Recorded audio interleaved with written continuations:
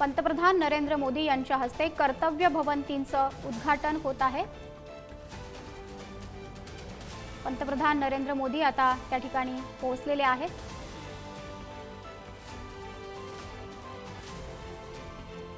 पंतप्रधान नरेंद्र मोदी यांच्या हस्ते कर्तव्य भवन 3चं हे उद्घाटन होत आहे आणि त्याची पाहणी करतानाची ही दृश्य आता पाहायला मिळतात।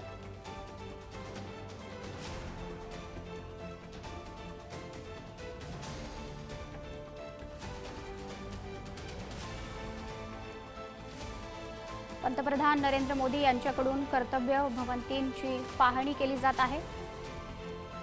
तसंच त्या ठिकाणाहून त्या भवनाची सुद्धा त्यांना माहिती दिली जात आहे। कर्तव्य भवन 3चं पंतप्रधान नरेंद्र मोदी यांच्या हस्ते उद्घाटन होत आहे।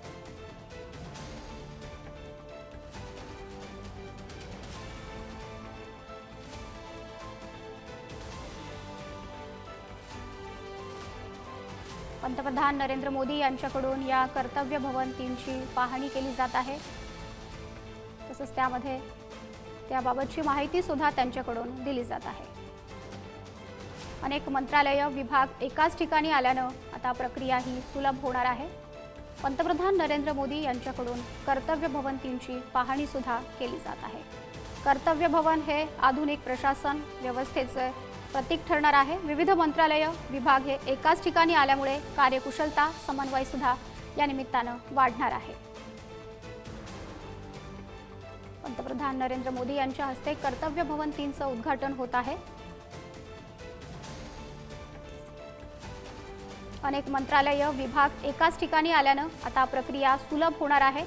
सेंट्रल विस्टा प्रकल्पाअंतर्गत दिल्लीमधील कर्तव्य पथाच्या दोन्ही बाजूंना केंद्र सरकारच्या मंत्रालयांसाठी एकूण 10 कर्तव्य भवनांची उभारणी करण्यात येणार आहे आणि याचपैकी कर्तव्य भवन 3चं बांधकाम हे पूर्ण झालेलं आहे। त्यामुळे विविध मंत्रालयांचे भाड्याचे खर्च हे कमी होऊन दरवर्षी सुमारे 1500 कोटी रुपयांची बचत सुद्धा होणार आहे। पंतप्रधान नरेंद्र मोदी यांच्या हस्ते या कर्तव्य भवनचं उद्घाटन होत आहे। अनेक मंत्रालय विभाग हे एकाच ठिकाणी आल्यानं आता प्रक्रिया ही सुलभ होणार आहे।